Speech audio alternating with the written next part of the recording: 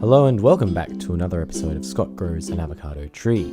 It's the end of February, summer is nearly over and the hot days are mostly behind us, but I am growing concerned for Norbert. Norbert the avocado seed is still growing roots, he's still alive, however, the total lack of upward growth is beginning to cause me real concern. You see, all of the other seeds here I started after I started Norbert and they're all sprouting.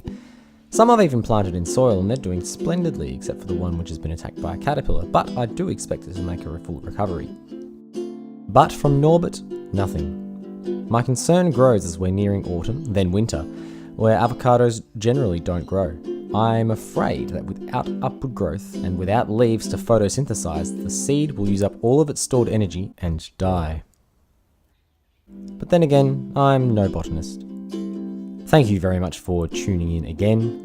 I do hope to have some better news for you next time. If you enjoyed today's video, please feel free to give it a like and leave a comment, and I will see you next time. Scott grows an avocado tree. Scott grows an avocado tree. Scott grows an avocado tree. Scott grows an avocado tree.